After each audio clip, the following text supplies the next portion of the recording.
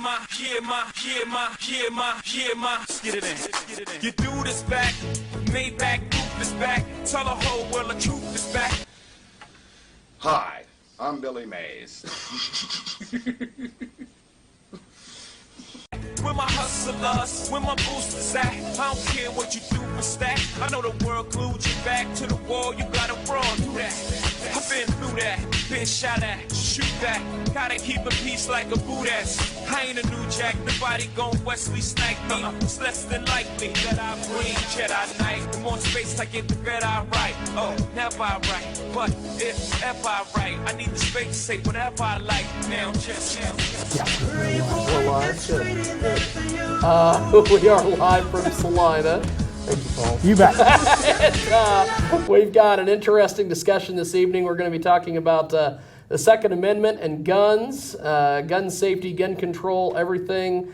Me and Ross attempted to do, in full disclosure, we attempted to do this, I think on our third episode, but it ended up turning into an argument between Sean Gates, a.k.a. Israel, and Dan Perkins, best-selling author. And it became, as Ross dubs it, the Black Lives Matter show. So tonight we are going to do I had to be wrong. the actual Second Amendment discussion. And let's start over here. Paul, give us a brief introduction on yourself, my friend. I'm Paul Green. I was a practicing journalist for 20 years before I started teaching. Currently, I'm an instructor of media production at Kansas Wesleyan University here in Salina. Jay? Multi-talented, Jay Birdwells, multi-talented public figure, author, and you can find me on radio and TV. Phil? I'm Dr. Phil Black, and I have been teaching for the last, 5-6 years, American government at Grantham University, and I've been having to deal with this subject for quite a while, so I get to argue both sides of the picture with students. So. And Israel, go ahead and give us a brief introduction on yourself, my friend. Hey, what's up? It's your boy Israel. I'm a rapper, political commentator, and all-around great guy. I was wrong once. I didn't like it. I never done it again. And here. Ross? How you doing? Ross Long here, out in Pueblo, Colorado. Just kind of Jiggy's other side, his conscience, his evil twin, doppelganger, whatever you call it. That's my story, and I'm sticking to it. Bill, you've got quite the setup there. You must be doing something with radio. Go ahead and explain it to us. Yeah, my name is Bill Frady. I'm a syndicated radio host with Genesis Communications. The name of my show is Lock and Load. You can take that rhetorically or literally. And interwebs, podcasts, radio stations. I got a little bit of this, a little bit of that. Do a little bit of... I was the media guy for a little while for Gun Owners of America. That's how I got into the gun talking segment of the talk radio business, and not too many people do what I do. Now, I want to start with our first topic here, and that is fairly recently. In fact, our floor director alerted me to this earlier this week, that they, here in Saline County, or in Salina, they've recently done something with being able to carry in government buildings. Is that? It's, the city-county building. They were debating whether or not to allow firearms inside the building. I only heard about it in passing and kept track of it just sort of idly, but I'm not exactly sure how that turned out. Now, is that a good thing, Phil? Well, first of all, it was a 5-2 vote. The building advisory board, or the building, what is it called? The building, it's not advisory board, but anyways, the board is made up of 2 city commissioners and 3 county commissioners and 2 other individuals, and they voted 5-2 to allow concealed weapons into all the floors except for the top floor where they have the court and all of that going on. And I don't think that the 5 voting for it did so entirely because they wanted to see weapons. In fact, one of the ones who voted for it, Commissioner Vidrickson, said, I wish we had no guns in society. So, but they felt that the cost of trying to put that security in there, because the state law requires you to have to be able to secure the building, in other words, gun Metal detectors. that the cost was too high, and so therefore they were just going to have to go along with it. But the city commission voted itself 4-1 to tell its 2 representatives to go vote against having concealed carry in the building. Now, Bill, being an outsider and everything, just kind of viewing a little bit of the politics here in Saline County. First of all, the commissioner saying that there should be no guns in society. I want to get your thoughts on that, and then also just viewing carry and conceal and everything that's been going on. What do you make of the uproar and this being sort of a news story, at least here locally? Well, as far as wishing there were no guns in society, there's a lot of things I wish was not in society. That's not going, let's blame the Chinese. They're the ones that came out with the gunpowder, what 1600? So that genie's out of the bottle. That's not even worthy of discussion. One thing that's beginning to sweep the country, and we just saw something like this in Wisconsin, if they're going to declare an agency or a building a gun-free zone, the new wave that's about to hit the United States is where if it's a gun-free zone and an active shooter comes in there and starts mopping the place up, then those people are held liable. I don't have a problem disarming in a building where there's an armed security presence, none at all. Except in most cases with most government agencies, except for courthouses, cop shops, that kind of thing, that's not happening. It's just because we don't want guns in here because we just don't like them. One thing that they found out, and this came about after 9/11, at Purdue, they started something called the Homeland Security Institute, and they did a study on how to mitigate an active shooter that might go into, say, a government building in Salinas. With an active shooter, when he's in a building and he is going along without being interrupted at all, he's shooting somebody every 20 seconds.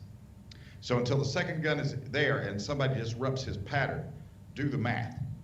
I mean, that's what happened in Paris. We saw that at that music venue. How many people died there? 80 some odd people died there. When an active shooter's in a building, until he is disrupted, he's going to shoot somebody every 20 seconds. So from the standpoint of you either are going to have to put some sort of measure in place, and metal detectors are passive measures. That's a passive defense. Somebody that wants to go in is just going to shoot his way through.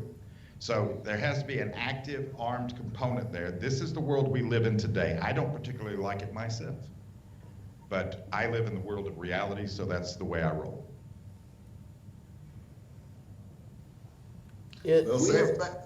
I was waiting for Ross or Israel to jump in. So we have found that with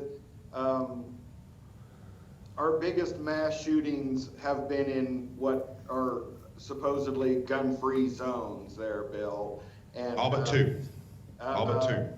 Yeah, since 1950. So yeah, I mean, you have the more accurate statistics on that. So basically, those don't work. Yes, I agree with you. If we're going to have we need to have like third floor city county building security in any place where you just don't allow concealed carry, in my opinion. So which means magnetometers, metal detectors, and armed guards, basically a police force. It's unfortunate that we have to have that in society, but if we're going to protect ourselves, history would show us that we have to do this. This is not Canada. Bill, Bill, I agree with you, and I'm not a proponent of guns. I think that there shouldn't be automatic weapons in the hands of just everyday citizens who really don't have a need for them. But on the other hand, do you think that there are automatic weapons in the hands of citizens right now? Yeah, or semi-automatic. But yes, absolutely. Street gangs, criminals, gun enthusiasts, gun dealers of all type of people. But well, let me give you something to ponder. Okay? Finish this thought first. Certainly. I agree with what you're saying. Public safety is a concern. It is a reality that these are the type of things that we have to deal with. I'm an avid basketball fan, so I love to go see my alma mater play. But when you're in public, some of these things creep into your mind. I visited Denver and I went to watch a movie only to realize I was in the theater where the Batman shooting happened in Aurora, and it was kind of like, yeah, you know, kind of eerie. I say this, I agree with you on this because I have children in school and I'm a person who thinks teachers should be armed. I would prefer that my teacher be armed to stop this guy to save my kid or someone else than to just be sitting ducks. That makes no sense. Well, to the first part about semi-automatic weapons, you have a better chance of being killed with a garden hoe, hands and feet, a mailbox, being bludgeoned to death than you do with any long gun. Long gun murder is a statistical blip. You can say that, but that's kind of skewed because I don't say it. The FBI says it. I don't say it. You know, how many different methods other than the long gun is there to murder someone? So that fact is kind of neither here or there.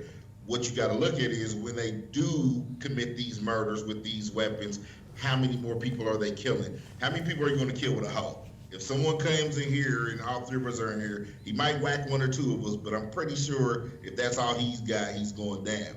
Now, somebody comes in with an automatic weapon, they can mow everybody down before we can get to them. That's a big difference. First things first, there's 286,000 automatic weapons in the hands of civilians in the United States. You can't buy one that was made after May 1986. They're all tightly controlled. There's never been an automatic weapon in the hands of a civilian that has ever been used in a crime since 1933, when the NFA was passed. Item number 2, 68% of the murders happen in 5% of the counties of the United States. So the likelihood that you're going to be in a mass shooting incident is about the same as you being attacked by a great white shark right there in your living room or wherever you are. That's a good point, because you guys have been saying that the stickers on the door, for example, don't work. It has worked. We haven't had any problems in our city-county building. I'm not going to say that's the reason why it's worked, but there's this narrative going on that says there's a bandito around every tree waiting to get us any second now.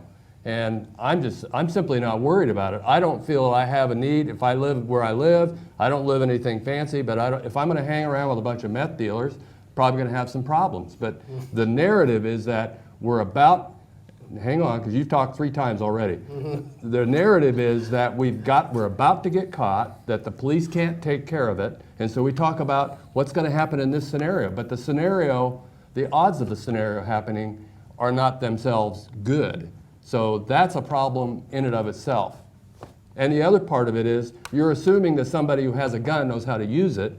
And that's a problem because in the state of Kansas, which some of you guys may not know, you don't have to have any training whatsoever. So that means any boob who can go out and buy a gun, whether he knows the difference between a trigger and a safety, can put it in his pocket fully loaded, and we're supposed to feel safer for it. And one last thing on that, the problem with that is the people who are going to get blamed when they have the accident, it's you.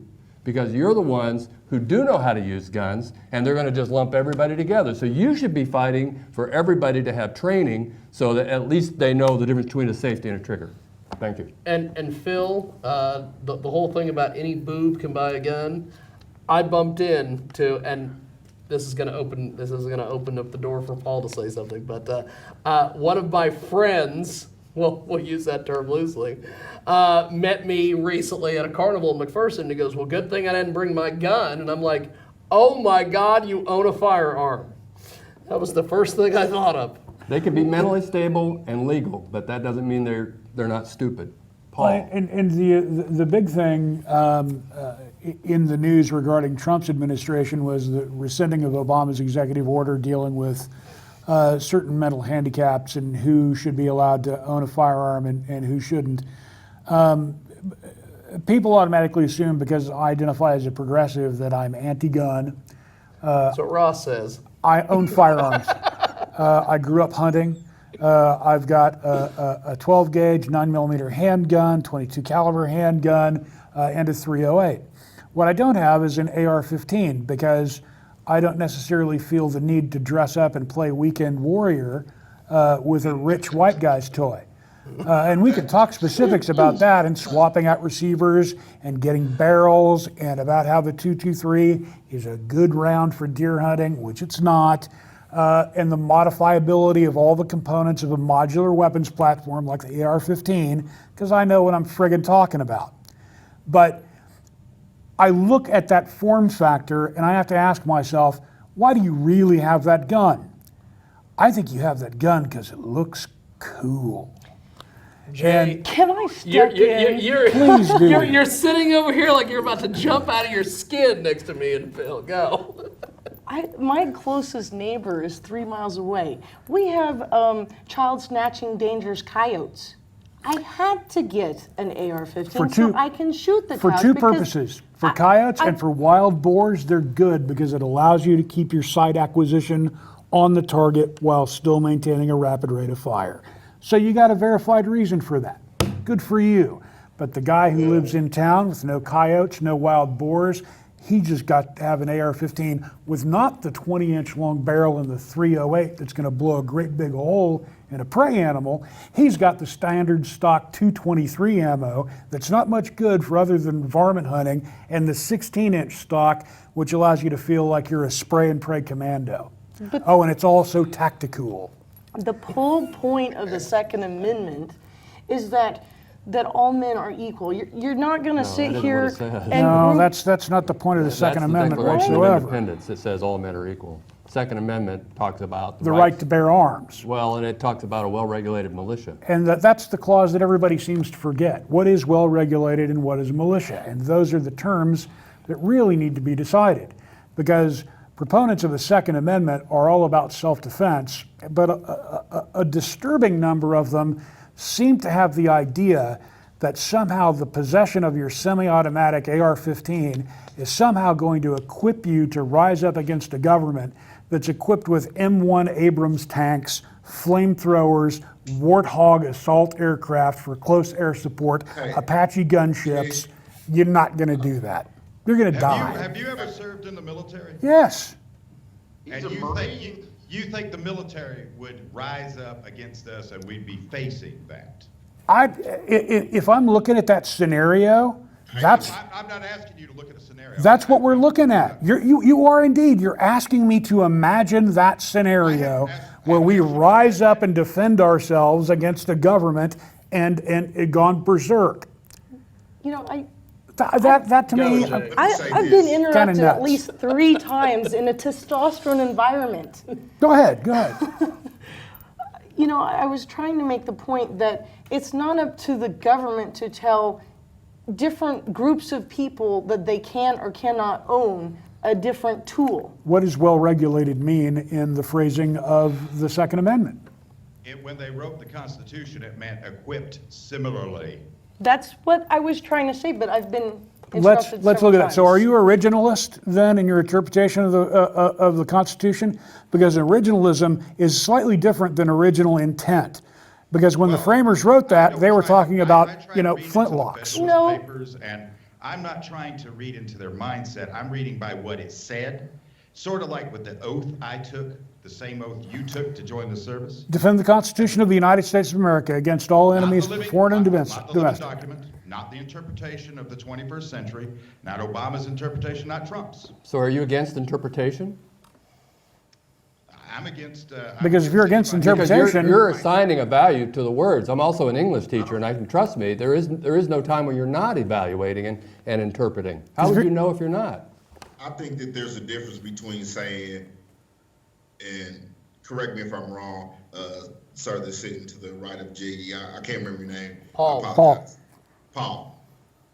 Correct me if I'm wrong. I think what you're saying is, you're not saying that people shouldn't have guns. You're saying, why should they have these type of weapons? Why are they needed? no, not even that. But I think we need to do some careful self-reflection about the means with which we decide to defend ourselves. Because if you're going to argue to me that AR-15 is a great weapon for home defense, you're full of it. A 12-gauge shotgun is the best way to defend your home, or a large caliber handgun that's going to have effective stopping power against an intruder, not an AR-15. But it should What be about up that kid to. in Oklahoma? It should be up to the individual's right to choose what is necessary for that home. It's not up to you to tell me what I need on my property to protect my animals. And I'm but not. that's what you're saying. No, it's not. If you want an AR-15, buy an AR-15. But you were just back up a few minutes ago. You were trying to say that people in the city can't sit there and own one. No. I said people in the city may not have a good reason to, other than, oh, it's a cool gun. Now, if it's, oh, it's a cool gun, that's fine. The Second Amendment allows you to buy that weapon and use it, and I support that. Maybe I need that person to come to my house and shoot coyotes on the weekend. Let's be honest. You're saying that it's up to the individual to decide how they protect themselves. Is that correct? Did I understand that correctly? Isn't that the individual right from the Constitution? No, not necessarily, but that depends on your interpretation. That's always being argued. But it's the reason why you can't have a bazooka, or you can't have anti-aircraft missiles. Somewhere you have to draw a line, and that's what society does. As a civilized society, in order for us to get along and not kill each other, we have rules. The same reason why you drive on one side of the street or the other. That's how we became civilized. That's how we remain in a way we can all kind of get along. In that aspect, it's to agree to disagree in certain areas. Like bazookas? Ross, you were getting ready to say something. I believe it is legal in all 50 states. Help me out there, Bill. But to own a flamethrower. Flamethrowers, tanks, artillery, bazookas. Well, you know, if that's what's needed for CRP ground, I mean. Oh, jeez. Who says that we need to have all this to begin with? That's the assumption. You know, building grenades and so forth, and you know, or mines. That militant that way. But I don't know. Let me ask you, Paul. Is it all right? Are you saying that the standard hoi polloi should be allowed, whether they be city dwellers or rural citizens, should be allowed to you know, have a gun? Yeah, absolutely. Yeah. There's no reason why not. The big thing that I'm concerned with is your qualification with that weapon. That's the thing that concerns me, whether or not you've got adequate training and are mentally competent enough to be able to handle that firearm and secure it safely. That, I think, should be an overwhelming concern. Military type training then? No, I don't think it needs to be military type training, but I think you need to have some certified training that teaches you basic gun safety. Which should Prior be to being able to Like buy we it. used to teach in high schools. Yeah, bring that back. yes. I say this, right? If the founders of this country carry firearms with one shot and they made it, I'm sure you don't need 50, 60 shots. That's why the interpretation has to go with the technology. When the technology changes, then the interpretation has to move with that technology. You can't just sit there and stunt it back in a one shot. Right? If the technology changes and the interpretation changes, shouldn't the rule sets behind the devices also change? And so, yeah, we do I need didn't to hear that. interpret the Constitution then. Well, I thought we were saying that the words say what they say. Yeah. So we do interpret it. And there's the dichotomy. You're either saying the Constitution says this and this by God is what it means, or it says this, but we have to keep interpreting it differently as the I'm times change. saying that it didn't specifically say a musket. No. That was a joke. What I'm saying is this, right? Okay, go. What I'm saying is, as technology changes, we have to evolve with the world around us. So this is a new thing. It's a new threat. Bill, if what you're saying is correct about the small percentage of mass shootings happening with these weapons, if that's correct, right, then that means that the scare that you're talking about, my friend, or everybody up in arms and feeling like they need guns is part of the propaganda by the media. So they tell you that these events are going to happen. They broadcast these shootings everywhere, and then everybody's scared, so now they want to go and get a gun, right? So just like he says, you know what, it looks cool because I seen some guy in the gun magazine with an AR-33 and he had this type of ballistic shot and it was so freaking great. Plus the guy in the movie I seen last week had the same one and he shot like 50 people with, 5 bullets. That's the world that we live in. We just got to deal with reality, that there are people out there who are crazy. I walked in the Quick Trip the other day, and I seen the guy who had a pistol, and I'm sure he had mental issues. He didn't look sane to me at all. The guy looked, special needs, no offense meant to anything, but that scared me. Like, what if this guy decides or perceives that this is a threat? Now, one thing that I got to deal with is, as a black man, I could just be walking anywhere and someone perceives, he's doing something threatening. This guy who legally has a pistol can pull it out and shoot it at me. And let's be honest about this, is that the origins of a lot of anti-gun legislation or gun control legislation is inherently racist, because they were actually more scared of guys like Israel having guns than they were of anybody else. And the movement was, we can't let those black people be armed because they were scared to death of the Black Panthers. A bunch of armed, realized, actualized black men who were standing up to violence in their communities, scared the bejesus out of a whole bunch of white folks, and they said, no, some people shouldn't have guns. Most of the gun anti-rights laws in America are actually based on some of the anti-rights laws in before Hitler. I mean, he used those laws that he took the guns away from the Jews, and that's the laws that we base the anti-rights in America, is those same laws. I don't even know what to say to that. Yeah, that's no. So, Paul, you were correct. Is that Bill up there? Yeah. Bill, did you catch what I was saying? I don't know where their origins were. I mean, there used to be a time when you could walk down the middle of California with an unloaded gun, and then the Black Panthers walked in the middle of the California General Assembly, and Reagan banned that. Yeah. Reagan banned that. So, there's a, I'm from South Carolina.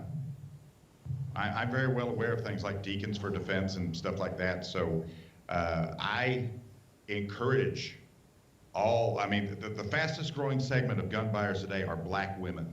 Yeah. And I think that is the greatest thing in the United States to happen, because half of the murder victims in the United States are black people.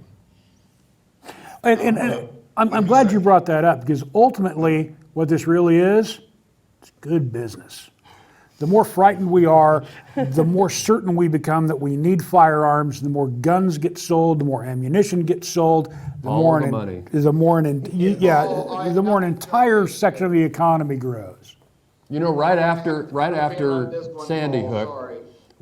Sandy Hook, that following year, one of the main gun manufacturers, I had it in Smith and Wesson? No, it was another one, but their stock went up a full 50%. All of them went up after that, but that went up to 50%. And you don't think that they're contributing to the NRA? I mean, seriously? You'd be naive to think that they're not. And it's hilarious. Who's actually been the best for the economics of the gun industry? Democrats. Why? Because Obama's going to come to get them. They're going to take your guns away. Unbelievable. Obama. I've still got all my guns. Obama never came and took my gun away. Did they take your guns away? They tried to make it more difficult. The more laws against it. So no, they didn't take your guns away. They were working toward it. Oh, sure. Yeah. Agreed. They're going to come and take your guns All away. that was needed was that perceived threat from the Obama administration. And there were real threats. I mean, he did quite a number on ammunition by keeping it out of the hands of the hoi polloi. Hence, all these reloaders start coming back into business and making millions. So, the threat was Obama. The threat was Democrat, though it never was realized. And it never will be. I'll have to agree to disagree. Well, that's Paul and Bill. I like to commend you guys. as an African American, it's nice to hear people outside of my community recognize some of the things that are happening. If I say it, I'm just being facetious and I'm just another angry black guy. But, the fact you guys come out and say that, I really appreciate that. We got to look at the bigger thing here is, I grew up in elementary school where it's very patriotic, whether you buy that type of thing or not. And they talked about the things that make America great. I'm not 100% in love with everything that we do, but it still is a good place to live. And that's deteriorating, and that's the bigger picture that we're not seeing, that these killings, the shootings, the lust for violence are all a reflection of the conscience of the people right now.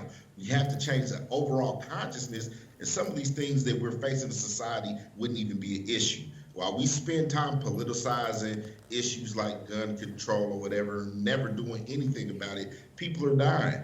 There's not only safety that we should be worrying about, like from another person shooting you. There's also children getting a hold of guns, wrong people getting the guns. There's all sorts of things that we should be talking about here. But they're all a byproduct of the current consciousness of the people of the United States. Let me ask you a question. Do you believe, just simple question, do you guys believe in order to have a concealed carry weapon on you in public that you should have some kind of training? Is there anything wrong with that? Absolutely, you should. I have no problem with that. What about our guest? I would like to ask you, with this new concealed, anybody can have concealed and carry. This has always bothered me in the state of Kansas. There is no legal limit when it came to hunting, as for drinking. In Colorado, you cannot carry around a gun with anything over a 0.05 alcohol level. Not 0.08 like, drinking and driving, 0.05, a much higher standard that way. I'm just wondering, with this new concealed, are they still allowing alcohol? I think that's a little too reckless of Kansas to allow just anybody without any safety training whatsoever. And I agree with you, Paul and Phil. The thing with alcohol, it has never gone away, and it's always kind of been bothersome for me, in the state of Kansas that way. I took it upon myself after getting my concealed carry permit to sit there and take on myself more training. And some of the classes we went to, there was officers training with us who said that we were doing more training than what they're doing. Good. Yeah. I agree. Thank goodness. Absolutely. See, I could trust you with a gun. It's the knucklehead that has never held a gun in his life that thinks it'd be cool to put in his pack. Phil's pointing at our camera operator, who's acting a little sketchy, walking around back there with his hand behind his back.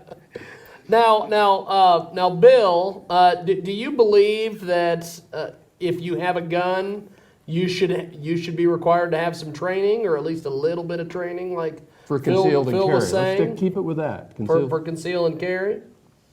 It would depend on how it was set up, like in Chicago, right? Chicago has a training requirement. I encourage people to train. I train twice a month, minimum.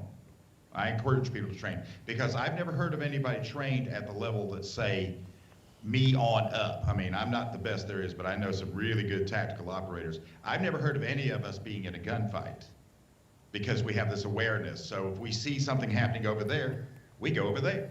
We don't want to be in a gunfight. The best gunfight is one you don't fight. So that would be good, I think, in order to do that. The problem is when you get out there and you start mandating something, where do you stop? What is the curriculum going to be? How much is it going to cost? Because like in Chicago, you got to spend about $500 before you even buy the gun. You got to get a FOID card, a firearm owner's identification card. For the longest time, they said you have to have training, but in Chicago, they didn't allow any gun ranges. So people that live in Chicago that might be poor, that might That be sounds like minorities. Salina County, by the way. They might be minorities and all of this other stuff.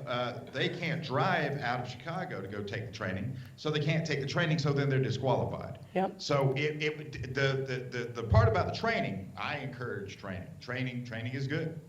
Mandating training, okay. Are you going to make it easy to do? There's some places that do mandate it where the sheriff's office does it for free. No problem with that whatsoever. But when they get out there and they start adding costs to it, it's just like what you were talking about earlier after the Civil War. With the newly emancipated black Americans, they told them the only two guns you can own are the American Navy and the American Army Colts. Those were the two most expensive handguns on the market. They couldn't afford them. So by law, they couldn't have a gun. I agree. Just like voting shouldn't allow a poll tax, I think you ought to be able to get firearms training for little to no cost if that's going to be the case. If we're going to say an armed society is a polite society and we're going to stick with that, then we need to make sure that everyone who does own arms knows how to use them and knows how to store them properly. Let's go even further. Let's offer some tax rebates. For if you buy a gun safe, buy trigger locks, then offer those gun owners tax rebates for being able to safely store and keep their firearms. I see a problem with that. That would be probably like kind of like a registration, a list of people who have guns safes. That way that they can just go through and take out those guns. It's not mandatory. You don't make it mandatory. You offer it as a tax rebate. If you want to get money off your taxes, then just say, hey, I bought a firearm safe. Now that doesn't tell anybody you've got a gun.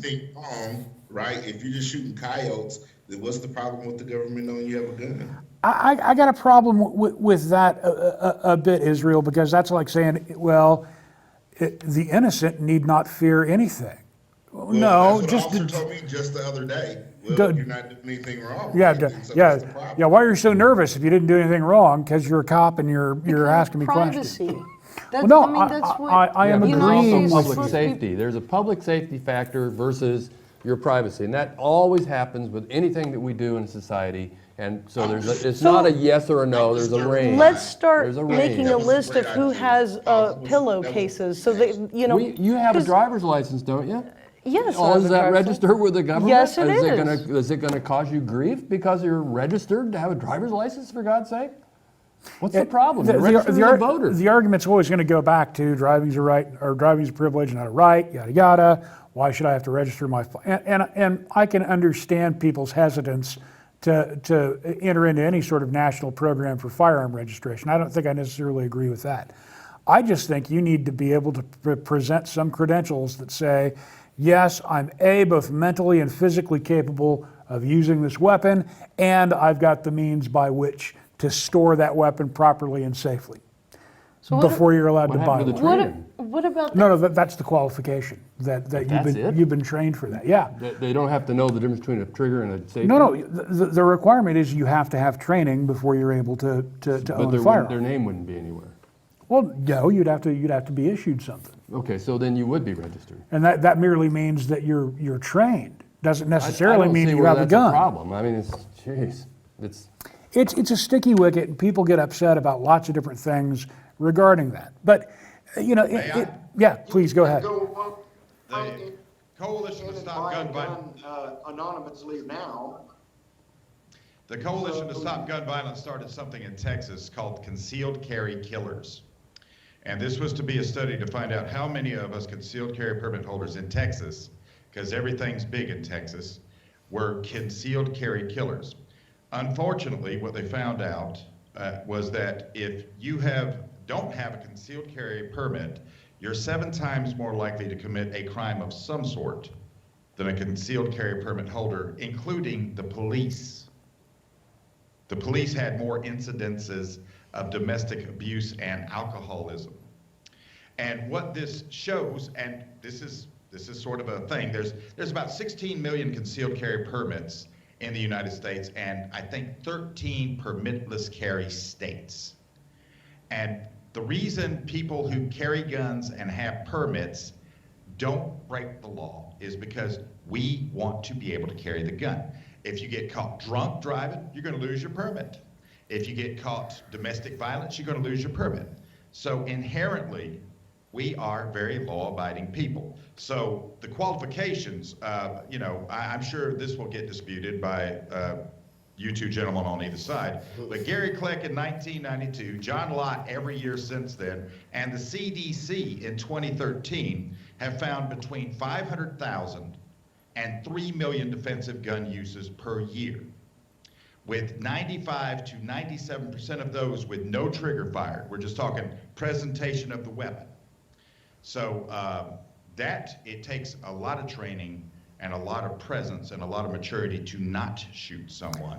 Good, we need more of that. Why would I even oppose that whatsoever?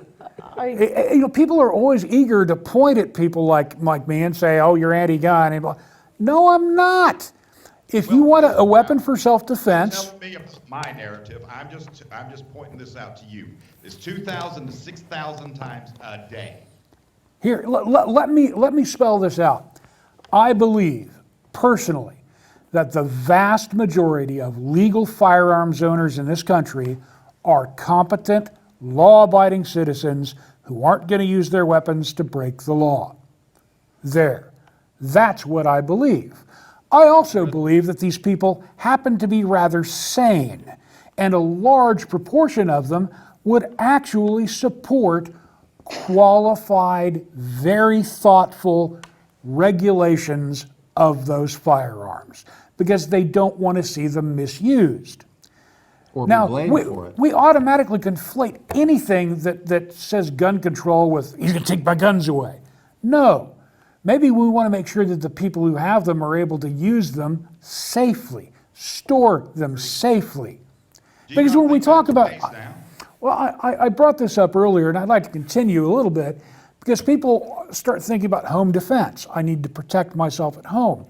But they don't have an understanding about the penetrative capabilities of various pieces of ammunition, why a shotgun is actually going to be probably a bit more preferable for home defense than any sort of high-powered rifle is going to be, because you don't want to end up just squeezing a bunch of lead out of the chamber, having it punch through every wall in your house and go into your neighbor's. You know, a shotgun is do a much better job of sweeping down that narrow hallway. You're not going to have to wrestle with a big 16 or 18-inch barrel knocking into walls like you would with any sort of AR-style weapon. A handgun's going to be even better. You know, let's educate people. Ask them, well, why are you purchasing this firearm? I'm interested in home defense. Here's what you need to consider. That's what I want to see more of. But right now, you can walk into a gun shop and literally just, I want that. Boop, you're out the door. And you don't have to give them any idea that you have the foggiest notion of what you're going to be doing. Yeah, that concerns me. That makes a little bit. That makes a lot of sense, man. And that's what it's about. It's about common sense. I think our government is so big that it's forced to move slow, and we're just not up to date on where we should be. We do have to be responsible. Your rights stop where another person's start. So yes, you have a right to carry your pistol and, feel safe, but others should feel safe too. If I choose not to carry a pistol, maybe my safety is that I'm okay with you carrying one because I know you have proper training for it. And, I heard someone mention we don't want to get into a situation where we're, charging people a lot of money to go to these classes or whatnot.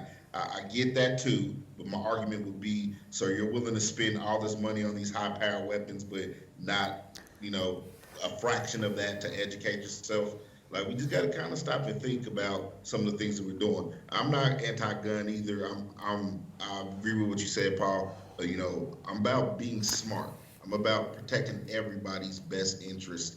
And there is this narrative every time it's talk about gun control that, this is it. This is the government coming to take our guns, and, then we won't be able to protect ourselves. And I do think that there is a narrative of people who are fearful that they may have to fight their own government, and that's part of their whole thing. We can't deny that exists. There was a situation up in Whidbey Island that we know about. There's the other situation up in northern Washington in the 80s with the, I can't think of the family's name, where the government came in and ended up killing the husband and the wife, and everybody's like, this is it. They're taking our guns away. No one wants to take your guns away. We just want you to be responsible. That was the Weaver incident after they entrapped him into sawing off a shotgun. Right. You're absolutely right about That that. was And, the key to the revolution. well, it was used by people like David Duke and, these neo-Nazis out in Oregon as a call to arms that, hey, this is what's happening. This is an example of what's going to happen to you. There's footage to back that up. I'm not making that up. At the base of that mountain, there are all kind of neo-Nazi groups down there, crying, oh, you guys are taking our guns away. There's always this fear of that. No one really wants to take your guns away. People enjoy shooting. It's part of American pastime from the Wild West to whatever. Just be responsible. I shouldn't have to worry that I'm going to go see a basketball game and, like Paul said, some weirdo who's mad at his girlfriend at the game too because she's dating the player just went and bought a pistol. No one stopped to ask him, hey, creepy guy, why do you want to buy this, semi-automatic weapon? Like, is that too much to ask? We had a guy in our local theater shot himself. Pocket carried without a right and friggin' he holster. was trained. But if he'd have killed the person, When did this happen? my friend's granddaughter was sitting the row in front. So do you think Wow. that there was some concern there? And this is so this guy could feel good about protecting himself. It's a public safety issue. You said something, Bill, I think it was, about 6,000 incidents a day or something like that. Did I hear you say that? Defensive gun uses. Yes. What was it? Yes. 6,000 what? Defensive gun Defensive uses. gun uses. Uses, okay. Well, there's, 370 million people in the United States? So that comes out to 0.00016. I'll round it up to 0.02%. Those are the odds we don't talk about. We're so wrapped up in how we've got the guy's about to get us, and if somebody comes in the door, I better have the right gun. I'm not worried about it. Never had a need for a gun. I don't feel there is a need for a gun. I'm comfortable with the Salina police. You got to be careful where you go. I ride a bike. I got to watch where I'm going. But I'm worried more about being hit on a bike than I am about being accosted with somebody with a gun and being able to do something with a gun. I believe The only that's your problem right, is that and I believe crime it's my right happens, crime is to never sit there and carry because I don't want to be hurt by a guy. Not as long as you're in a theater and the gun goes off, then you're going to be That in... guy should have had proper holster. And training. He had the And training. He had training. he But if should he'd have have had a killed proper somebody, he'd holster. spend the rest of his life in prison, or a good part of it. And that just wouldn't be worth it. We Like- built the narrative, we got to have the protection. I don't think we do. Well, one final topic here before we wrap up this evening. I know that earlier we were talking about, I'm not sure who it was, but brought up the teachers being armed. With both of you Yeah. guys being educators, what do you guys think about this? And then we'll let everybody. I'm really on the fence about that. I think that if you're going to go ahead and have a constitutional carry and allow weapons on campus, then, oh yeah, I definitely want to be able to carry if that's going to be the order of the day. Other than that, provide security. Because like I think has already been established, unless you're going to take responsibility for the security on that campus, then you need to allow people to take care of their own security issues.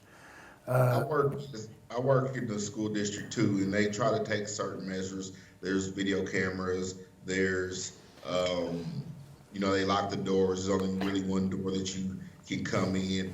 There's still soft spots, if you will. I'm not saying we should just give a teacher a handgun and like, here, lock it up, that's it. No, there should definitely be training, but there should also be some protocol for that. As an educator and as a father too,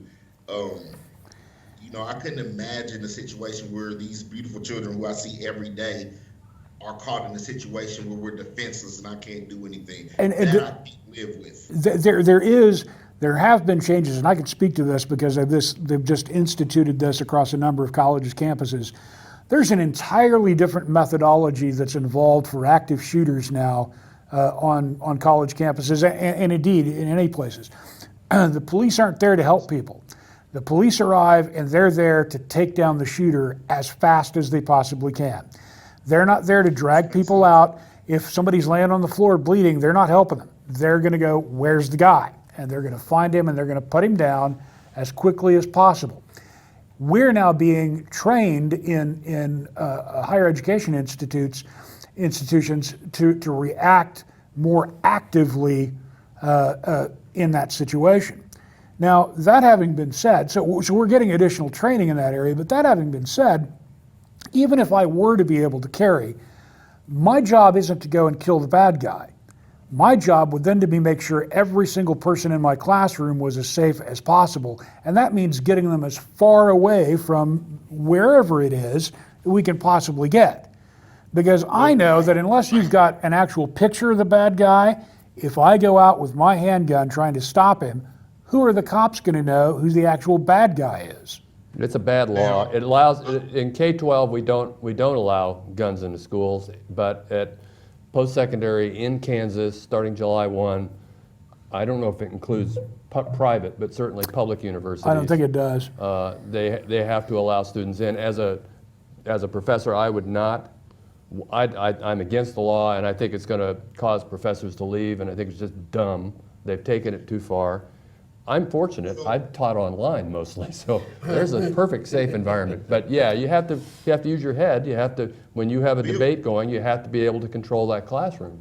So Bill spoke about soft defense, and I mean, I don't want to hear any excuses. I love my children. I want to see them to grow old. I want to see everybody else's children to grow old. I mean, what are you going to say? As a parent, if I lost my child to that situation, I don't want to hear, well, we had a sticker up, like he didn't obey the sticker. Like, what I mean? That's what I don't understand. So it's okay for the average citizen to get AR-33, but we can't protect the teachers. There should be 4 or 5 designated teachers, who want to do that job, who are close to the interests, not to go attack the active shooter, but to escort the kids out, and in the event that they do see this person, they can protect themselves or try to do something. That's what Israel does. And can I say that Israel actually made the best point, I think, of the entire show, which is what we're talking about now revolves around the idea of we need these things in order to defend ourselves. That's what 90% of this conversation is wrapped around.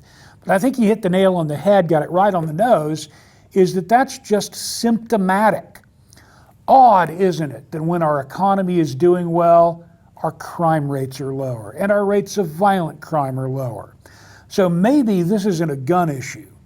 Maybe this is an issue that involves a lot of other things that we need to address in this country, and not just strap yourself up because it's the Wild West. I think we need to take care of those other things. well, you're not going to have a good police force if you keep cutting money from them, and that's what our state has done. Exactly. So instead of in reinforcing them, they're cutting all the public funding they have for the last 4 years, 5 years, for public entities, and so you have low-paid police officers, low-paid fire. But Phil, those wealthy job creators, they need more tax breaks, or how else are they going to provide jobs for all of us? Yeah. Well, there you go. Progressives. So, Bill, go ahead and jump in there, my friend. In Ohio, they started something called the FASTER program, where the Buckeye Firearms Association educated the Ohio General Assembly first. They put together a protocol to arm teachers and the way teachers would react. They now have 68 of the 88 school districts in Ohio armed. 1,500 teachers have volunteered for this. They have a uniform gun. They have a uniform ammunition choice. They even have a uniform holster. They are trained also in trauma care because, like you guys are saying, the cops have got to move to the shooter. Their protocol is to there's enough of them in any one school to where they're just going to hold, but they have communications that they can use. And since they have done it, there has been one incident where a student could have been drawn down on, and the teacher who had the weapon, instead of drawing the weapon, talked him down. Sounds like a well-regulated militia solution. Kind of. Yeah. Not exactly, but similar. I'd like to say, how dare Ohio? How dare, shame on Ohio for making sense and using logic. I don't know. People coming to Colorado too. I don't know what's up. Maybe is they're so north, they not get enough oxygen and they're thinking correct. Us in the Midwest. Wilbarger County, Texas has been arming teachers since 2007. Yeah. But let's remember, as you said earlier, the media has been promoting this greatly. We just installed every single building in our school district, and I was on the board that voted for it.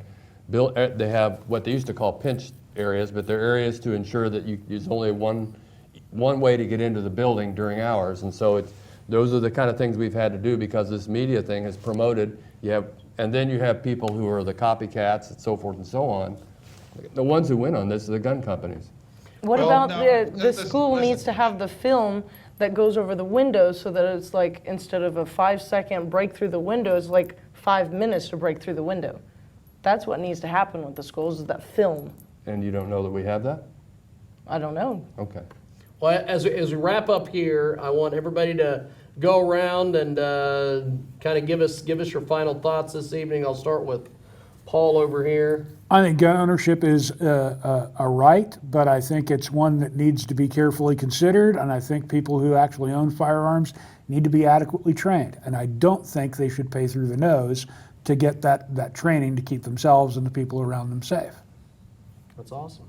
Well, Jay, go ahead and give us your final thoughts and mention your book, website, everything. All right, well, I was pretty impressed with everybody. It was nice to meet everybody, and I think we agreed in more areas than we disagreed, so I think it made a pretty good show.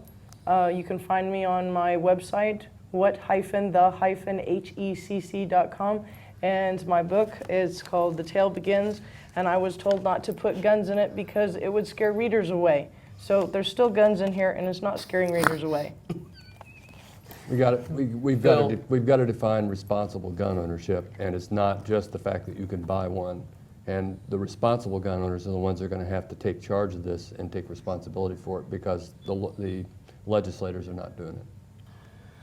Israel, go ahead and wrap us up, my friend, here, and then we'll go to Bill and Ross. Hey, thanks everybody. Again, man, great discussion. I think this is what we need more to bring about the change that our country has. To whom much is given, much is required. We've all been very blessed to live in this country in whatever way you want to say it, and we should honor that by honoring each other. And if we did that, some things that we're discussing tonight wouldn't even be an issue. With that said, check out my new song that I just released. Is all over the web. IZ316. The new song is called The Release. Just type in IZ316. I got the video coming, and the album entitled the same thing, IZ316, coming this summer. Thanks for all your support, Jake. No problem. Ross, your final thought on this, and wrap it up, and then we'll go to Bill. Yes, sir. Thank you for having me on again tonight. I love doing this, and I'll keep doing it as long as we do it. My only disagreement would be just a slight one with Paul that way.